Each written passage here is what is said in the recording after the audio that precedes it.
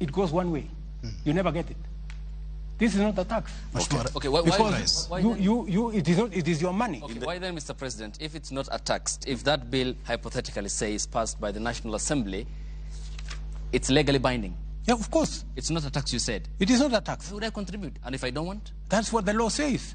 But why are you passing it? Yeah, the question I'm asking you is, are you saying, Abdi, that you don't think it is your business to contribute to the employment of the unemployed Kenyans? Okay, it's the responsibility. It is not of your Kenyan business. Okay, hang on, Mr. President. Who is Kenyan government? Kenyan government is me and you. Hang on, Mr. President. You saw the mandate of the Kenyan people. Exactly. There is a we can't represent all of us. Yes. I worked hard for my money. Yes. You said it's not tax. But there is a bill in Parliament. If it's passed, it's legally binding. Why would I make a contribution for others to succeed? It's your business as the government. You are the head of state. You have the responsibility. You have the mandate. That's why the Constitution gives me the power to tax. But it's you who is leading the government. That's why the Constitution gives me the power to sign things into law. Okay. You know? So I am simply doing my job. Mr. President, let's get the specifics very clear. Yeah. It's a very simple issue. Yes.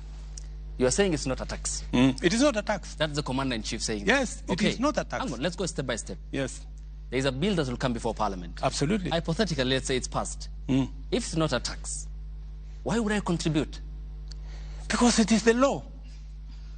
The law, Mr. President. Once it is passed, it is the law. Okay, meaning then it's a tax, and you understand it's a tax. Yeah, once it is passed, it is the law, and you have to contribute. Let me ask you. One rider, Mr. President. Let me ask you. Just allow me. Let me ask you, Abdi. Do you know that today you contribute 6% of your salary to NSSF? Correct. Why? It is not a tax. Mr. President, okay. Hang on. On that, Mr. President. Okay. It's the same thing. Okay, it is the law. The issue, though. There is the NHIF question, Mr. President. Yes. Which you have passionately talked about. I am very passionate about. Which is still, again, because you have cherry-picked on the NSSF, but there is the NHIF component, which I still pay for. Yes. You pay for as well. Yes. But then, what's the point of contributing to the NHIF program, yet I go to the hospital and I only get paid for the bed? Precisely. That is why I want to make NHIF work. You know how I'm going? I'm working on it, by the way. It is in the works, and it will be part of this exercise. What I have done on NHIF, and I have a good history, long history with NHIF. When we came into office in 2013, there were only about 3 million contributors on NHIF. And by the way, NHIF works. I was in Pika, Kenyatta Referral Hospital. Teaching and Referral Hospital. Teaching and Referral Hospital. And the doctors there spoke about NHIF in a way that inspired me. How NHIF has helped many people who would have not been able to get medical service. What I'm doing with NHIF is exactly what I said. And by the way, Hussein, Ayub, Ayub Abdi. By the way, this housing plan, I talked about it in the campaign everywhere.